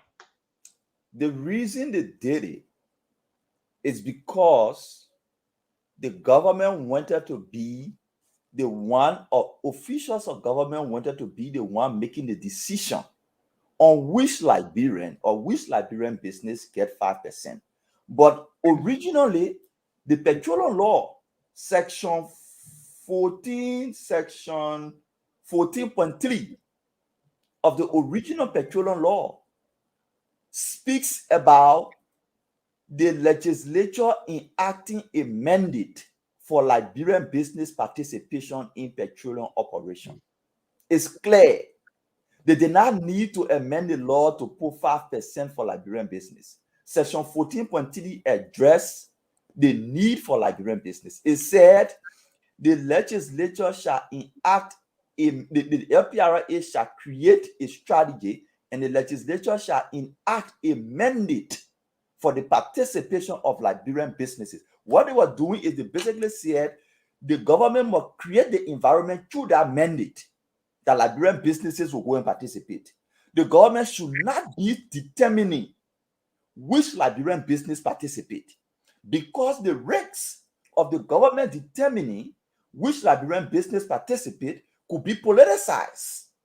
So as is everything in Liberia. Good. So the original law, section 14.3, explains how Liberian businesses will participate with all the government direct involvement. But because people wanted the decision-making power of which Liberian to benefit, that's why they amended the law and said 5% for Liberian businesses and gave the LPRA the authority to decide which Liberian company. That's why they amended it. If they have not amended the law, if they are not even included the 5% for Liberian businesses, section 14.3 has already addressed the need for Liberian businesses. The only thing and the law gave a timeline. The law said within 1 year, within one year after the LPR is established, they should submit that proposal to the legislature, and the legislature shall enact it as a mandate. They did not do it because that mandate under the law was not for the government to decide who get what. It was only for the government to pass a mandate to create an open playing field for Liberians to go and take equity. It can even be 30%. It can even be 25%. It can even be 60%. They didn't put any restriction. It will be based on your own financial wherewithal and your ability to attract international investment. But because they wanted to be the one to make that decision on who gets what, that's why they amended it and gave the LPRA the authority to do that. But even at that, we said you could do that without taking the people 5% off. Keep it there. Keep it there. But here's the trick. The two can exist under the same roof. The two can exist under the same roof. The regs about the two existing under the same roof for which they had to remove the Liberian is this. Why do you think is that? Let me tell you. The international oil companies, already the government has 10% free carry equity in the law. You know that? Yeah. The citizen has 10% free carry equity in the law. You bring additional 5% free carry equity, that's 20. Now, the law for the 5% for Liberian businesses say it may be carry or not. So they not say shall. So there is option for the 5% for businesses to be free carried. You get it? But so it is not definitive. It is not definitive. So there is option. So that's 20%. No oil, mark my word, no oil company in the world, no oil company in the world will agree to award 20% of their risk capital investment for free carry equity. They cannot. When we were discussing the petroleum law in 2014, 2016, the oil companies had their view, they had their expression made. Even though it's up to them, we're not listening to them, but at least we knew where they were thinking. They were skeptical about talking about free carry equity because it is this equity that they too sell to generate money to be able to do the work. Because it's a colossally financial intensive investment. It costs you more than $1 million to drill one well for 1 day. So if you're drilling for 30 days, that's 30 million just to drill. Just to drill. So the oil companies were saying they're not comfortable with free carry equity because it is that if you take 20% from them free, how would they raise capital to be able to invest? The people cannot be investing all their risk capital and 20% of the equity just sitting down free for somebody that they would have otherwise used to generate money to do their operation. So that 20% that they're just going to give you on account of the fact that you are the country in which to operate, they can sell that equity to generate money, needed resources to be able to produce the oil. So that's why they decided to reduce it to 15 because they knew 20 would be difficult. So they removed the citizen own and put the 5%. So they have to do opportunity cost, which one to forgo. Yes. So that's why to hell with the citizen there. Let the citizen own go. They will get rid of a few people. And that's why they did it. What does it tell you about the kind of leaders we have that will choose a handful of themselves over the entire population? What does that tell you about us? So for me, it is It's disheartening to the highest. It's frustrating that people elected to represent the interests of ordinary people will choose to abandon their cause. It tells you a whole lot about the challenges we face in our generation to change our country. And besides the leader who made a decision, it tells you about those who are supporting the decision, Costa. Let me tell you this. You remember in 2013, 2014, 2012, the National Oil Company of Liberia spent over $12 million to train us to go to school. Yeah. When that decision, it's mostly in the UK. When that decision was being made, Liberians were arguing, what is the rationale of spending millions of dollars on few Liberians to go to school when the bulk of the other people are struggling? When they were spending millions of dollars for people to go to school, to go and learn about this oil, I mean, kids as close to as Morovia in Carrollton were sitting on the floor. Nurses were not being paid. Mothers were dying in the hospitals because there were no medication during delivery. But the government was spending millions of dollars to send people to school under the theory that when these people are educated and come back to the country, they will make decisions, they will support the transformation process in a way that ordinary people will benefit. Sadly and disappointingly, Costa, those Liberians who the government spent money to go to school, when their compatriots were dying, those Liberians who the government spent millions of dollars on to go to school, when kids were sitting on the floor, when mothers were dying in hospitals, are the same Liberians today who were expected to come back and use their education to transform the lives of the people, are the same Liberians today that are using their education to take from the people. Look at the Senate hearing. It was represented by Uriah Gore. Uriah Gore was one of the people who were educated without money from local. With the understanding that they will come back and help serve their country. To serve their country. Now he's one of the advocates against the interests of the country. Against the people. On the panel was Uriah Gore. On the panel was Fabian Lai. Fabian Lai was sent to school with taxpayer money when kids were sitting on the floor, Costa. They used millions to educate you guys. To educate you under the theory that you will come back and use your education to lift those people from poverty. And they are the ones that are defending this selfish and wicked. In the legislature, the law was promoted for it to be amended secretly by Vincent Wele. Vincent Wele was sent to school by Noka. The very people who benefited. That he will be educated. What does it tell you about our country?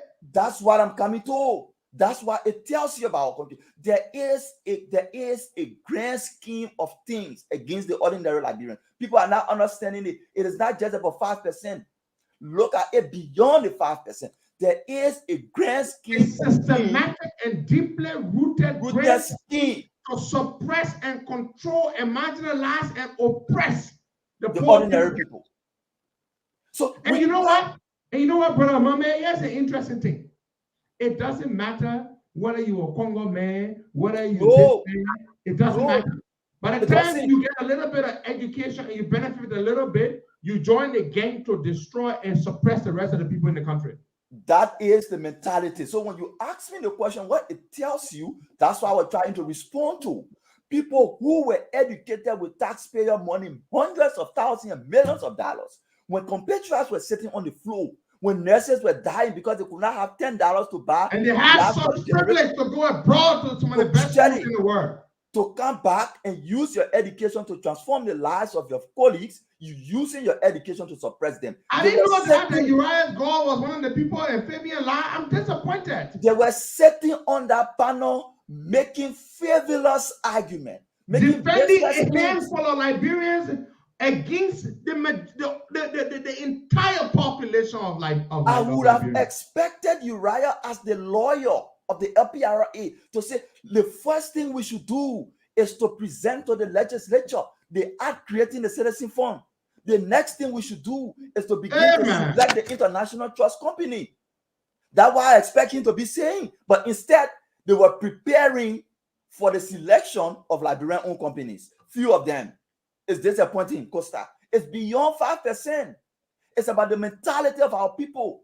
As soon as they have small education and privilege, as soon as they escape the poverty, they say to hell with the rest of the people who left down there.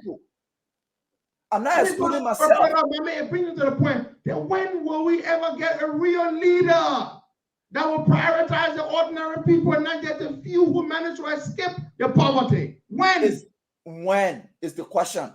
We have to make that decision now. And we have to start to call people out. My colleagues will tell me, man, no, leave your friends, you know they're working, you know the government structure. I said, no. Yeah, because these are all your former colleagues. These are all your friends. I said, no, we need to start calling names. The reason why we should call names is because we want the system to change. Nobody is perfect. I'm not claiming perfection. But the worst thing you can do to your people is to go to school on their back. At the expense of the people and come back with the education they paid for. Use it against them. Use it against them. To go to school, making millions of dollars while people were dying because no gas were in the generator at the hospital. Mothers were dying because no medication. Children were sitting on the floor because they cannot afford $10 to buy chairs. Where are some of the schools y'all went to? Where? UK, Coventry, Scotland, Coventry, Dundee in Scotland. You know, and y'all were getting stipends. Costa, people were in school, and based on the stipend they were receiving, they were building their house in Liberia. And when they graduated, they came back and went straight in their houses. Because the stipends were so good. The people made a decision and said, when we want to educate these people, let's educate them well. Let's put them in a comfortable position. We can always argue on the extent to which the package was huge, right? We can always argue on that. But the message I'm sending through is, why the heck they spend over $200,000 on you to go to school when somebody is dying because there is no $50 gas in the generator? Under the assumption that when you go to school on that person's money, when you come back, you will implement policies, you will use your education to transform their life. Conditions of poverty that person faces. Unfortunately, you're using your education to further strangulate them in poverty. You join a gang of people to go against their interests. That is the mentality. That is why we are fighting. Michael Johnson went to King's College in London on taxpayer money. One of the finest schools in the UK. On taxpayers' money. And what does he do today? Today, he worked with the NOCA. He resigned 3 months after, established an oil company, and they gave him 5%. Amen. His company is called Demus, D-E-M-U-S. Check it up. So this is a product, this is a beneficiary of Liberians, of the Liberian people's money. We educated him. He came back, worked with NOCA briefly, left, created a company, and is a beneficiary of this very centrist and selfish and wicked scheme. Yes. Against the people. Against the people. The people who educated him. The people who educated you. The people who educated. Then people will say, Amula, you work with NOCA, you shouldn't be talking about it. I said, okay, how does my working with NOCA give anybody the right to take from the ordinary people what belongs to them and give it to few people? How does my working with NOCA, the country is too wicked, serve as a justification for you to continue to do the wrong things you spoke about? How does that do it? How does that make sense? So you see, brother Mame, the situation in Liberia is the poor versus the people who are not poor, because I can call them rich. By the time people have some privilege, they escape the armpit of poverty, they turn against the people they left down there. You look at the people in power today. They were poor, McGill, Weah. What is it with us that we are so quick to forget that we were once poor ourselves? And then we like to say that during elections, we like to talk about how poor we are, how poor we were. It doesn't make any difference. It doesn't make difference. Because we are never reminded when we make the decisions, we make the policy decisions and actions that we take. We are never reminded that there are people down there who are still poor like we once were. And it's now only about us. You see, the former poor people, look at the way they live. They only care about themselves now. When will we have a Thomas Sankara type of leader, a Magafuli type of leader, who will try to bring the people up, the entirety of the population, to break them free from the manacles and shackles of poverty and bring them up? When? My brother, when? The tax. I ask myself that question all the time. I say to myself, is the man I'm supporting for president today, is he going to be that one? Is he going to be the one? And sometimes people don't like me to say this publicly because then they say, oh, you're sowing seeds of doubt in the minds of the people who you influence. And so that's not good. But no, I'm not supporting somebody for president for themselves. And I tell Joe Biden that all the time. It is not for you. It is for my country, for my people. My man, some of us were very poor, brother, my man. Oh, yeah. We come from nowhere. We come from nowhere. We used to live there in Douala market, in Douala, Sanoya. Come from school, go to the market, help my mom. I will be sitting with the market. She will go home to go cook for us, eating one meal a day. And yet, some of us, with that kind of history and background, we get opportunity, we improve ourselves, then we vie for public office, we get it, whether appointed or elected, and then we don't remember those boys and girls who we left in Douala Market, in Sanoya, in the slum community. We don't remember them. We make decisions only about ourselves. We build big houses. We send our wives or girlfriends to America to give birth, so our children can be American citizens. And we forget the rest of our people. Brother, I mean, what is wrong with us? When I thought they said the bar rule, the bar said the bar arrogant, I don't care. It is sad, my brother. Sometimes the weight of the inequities against the people can necessitate the tone you use to communicate that anger. That's why they don't understand why I speak the way I speak. Sometimes it is involuntary to speak the way you speak when the weight of the action against the people is that, significant, is that huge. Because that we want to make good of the Senate's decision.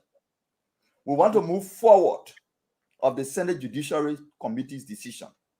We've argued this issue since 2019 with your support, Costa. Not because on your platform, I've said this times without numbers, in private chat rooms. When I met in DC, the trigger, that last button that pushed everything that's happening today, I mentioned the contribution of people like you, especially you, and Senator Dillon. There are other folks, as if I talk back, who are behind this thing. We've been on this thing since 2019. Matthew Nyamplu is in school, but he doesn't rest. And the list goes on. I want to lay my thought on this. Mm-hmm. We've been on this since 2019. the Senate made a breakthrough. It made a major decision. We want to make good of that decision. And we commend the Senate. It takes good leader or somebody who aspires to be a good leader. It's a symptom of good leadership. The Senate displayed during that hearing to have accepted, to agree, to resolve this issue in the way that the 5% for citizen fund will be reinstated. So we want to make good of that going forward. So what's the next step? Huh? Why you added? What's the next step? What happens after they file? They're going to file their recommendation to the plenary. Mm-hmm. What should we expect, and how soon should we expect anything to happen? So we expect it probably next week, Tuesday. They were not specific with when they will make that recommendation. But the next step will be, like creating the law, and we put it in our press release. Creating the law or reinstating the law is just 30% of the process leading to protecting the equity for Liberians. So we acknowledge that, we appreciate that. Once the Senate action is taken, the next focus of COLI, and we'll come back to you and the likes of other people, will be to ensure the act creating the citizen fund is enacted, to ensure the international trust company is elected.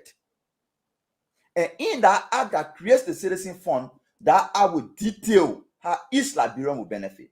So that when the laws are created, you and I can go to bed and sleep sound, knowing that when oil is discovered in Liberia, our equity participation is protected by the laws of the country. So that will be the next step, to ensure that the act creating the citizen fund is enacted in accordance with the law, because the law said no less than 3 years after the LPR is established. And it's been many years since the LPRA was established. 2 years. It's been 2 years, 3 months, 10 days today. We're checking it. We're clamping down on it. So since we agree that it is in the law, then let's go ahead and enforce the law. The speed the legislature took, the speed the executives took 2 days to initiate the process to select Liberian companies, we want that same speed to be taken to enact the citizen fund law and select the international trust company. That is the next step. That is our focus. But that next step will happen after the Senate Judiciary Committee presents its recommendation and the plenary of the Senate endorses the recommendation. We will trigger immediately a new round of advocacy, specifically calling for the enactment of the citizen fund law and the selection of the international trust company that will manage the citizen fund for all Liberians. So when you go to bed, you know that 5% is protected for you by the laws of your country. That is the next step, and that is why we count on your support on. Mama, thank you very much. And of course, you have it. Anything that is in the interest of the Liberian people, we are on board. We want to commend you and COLI and your hardworking team, and Senator Delon and Senator Bochas Sigbe, and even the Senate Judiciary Committee. Yeah. Oftentimes we don't get positive results from our electoral officials, but this is indeed something that is worthy of commendation and celebration. It is a milestone accomplishment, and we hope that they can see it through. Senator Albert Che, you were on the show that day. I reached out to him. He said he is not working against this. Therefore, I don't see any reason why he's not going to cooperate and support what the Judiciary Committee has said they are going to be recommending to the plenary. I should expect no hindrance. I should expect no delay. It should happen with haste, and that the reinstatement of those provisions in the original law to coexist side by side with a 5% equity participation provision in the law. You have our support. Whenever you need us, call upon us, come back here. Let's keep making good noise so that we can protect. Now, some people, Mame, we have a population that is not so keen on things that they really don't understand, even though it really does benefit them. if you and your friends had not taken up this fight, which is in all of our interest as a people, this thing would have passed. One day, God willing, we will discover oil in commercial quantity. And when the drilling begins, a few people will benefit to the tune of hundreds and hundreds of millions of dollars, while the rest of us would have nothing. And then it would be at that point that people would say, but the original law said all of us should get something. Well, why don't we have it?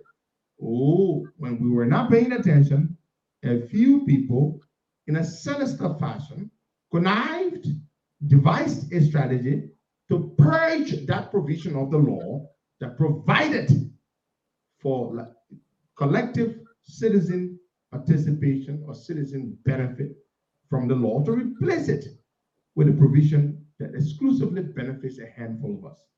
Thank you for this noble advocacy. You have our respect, our admiration, and of course, our full support. Thank you so much. We look forward to talking to you soon when something happens. Thank you, Costa. All right, folks, there you have it.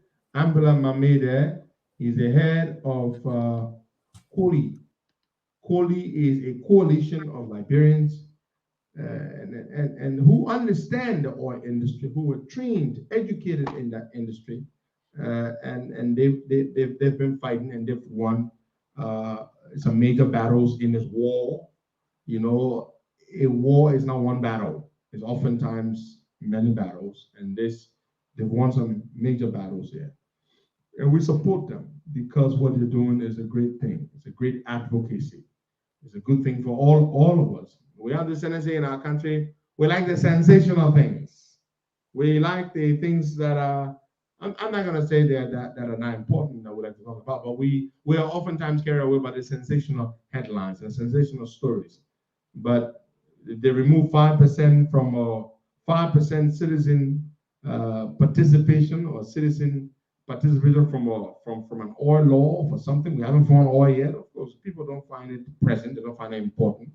But the time will come that it will be important when we have found oil in commercial quantity.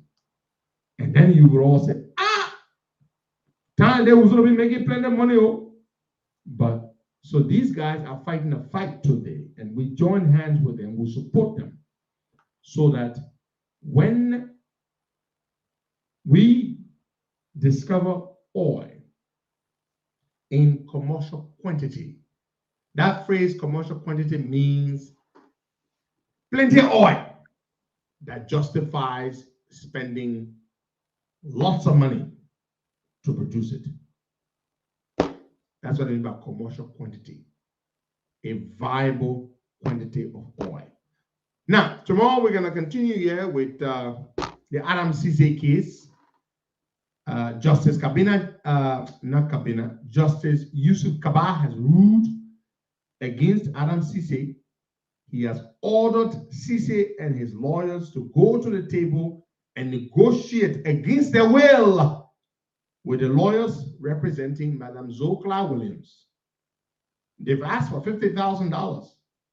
Instead of Justice Kaba granting Mr. Adam Cisse an investigative survey to determine whether Mrs. or Madam Zokla Williams's claim that Mr. Cisse encroached on a few feet or a portion of her property is valid or not. Only an investigative survey would determine that. No. Justice Kaba said to hell with Mr. Cisse's demand for that survey to determine whether her claim that he encroached on a few feet of her land is legitimate or not. Instead, he has ordered that Mr. Cisse go and sit down with Madam Zokla Williams's lawyers and negotiate a settlement, a financial settlement. I mean, can you imagine? So Mr. Cisse has now proceeded to the full bench of the Supreme Court. And he's asked the court, just give me an investigative survey. Mr. Cisse is not claiming that he did not encroach on a portion of Madame Zoe Clark Williams's land, which adjoins with his property. He's not claiming that. All he is saying and all he is asking for is grant me an investigative survey. Let the surveyors come, let them do the survey, let them determine whether or not I encroached on her land. If it is established that he encroached on a portion of her land, you will not hear me on this platform advocate for Adam Cisse. I will encourage him when and if it is established that he did indeed, as has been claimed by Madame Zoe Clark Williams, encroach on a portion of her land, that he go and negotiate with her. That will be my position.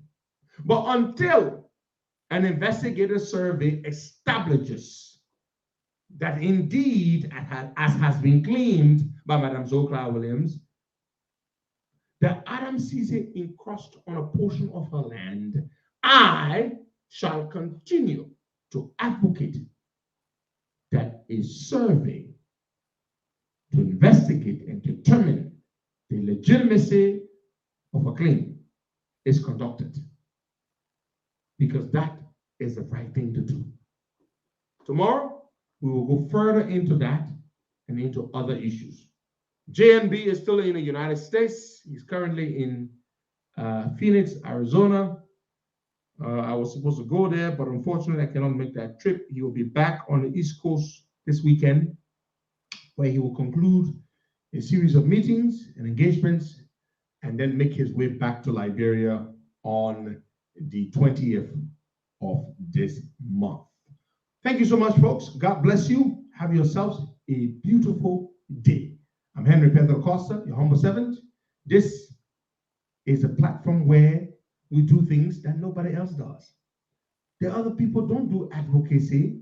They don't advocate. They don't take up courses. Like we have Brother Mami here, we brought him tons of times to advocate for something that benefits all of our people. The other platforms don't do that. They don't advocate for people like Adam Cisse, who has been wronged. They're treating him unjustly, unfairly. They deny him justice because Madame Zoe Clark Williams is connected, involved with people who sit in the highest echelon of the Liberian judiciary. They don't do that. It is, yeah, we do that. We are the ones who do that. We do a job that nobody else does. We take up causes that nobody else takes up. We dedicate our time, our resources to fight for people whose rights are being trampled upon, who are being let down, abused, taken advantage of. That is what we do here. And that is what sets us apart. That is what distinguishes us. And that is the signature of the Costa Show. We are an advocacy platform. We don't just bring people on and ask them questions. Any Tom, Dick, or Harry can do that. But we here use our gift to fight for those whose rights have been trampled on. Don't forget that. We do not do what they do, and they do not do what we do. Thank you so much. God bless you all, and have yourselves a blessed day. Bye-bye.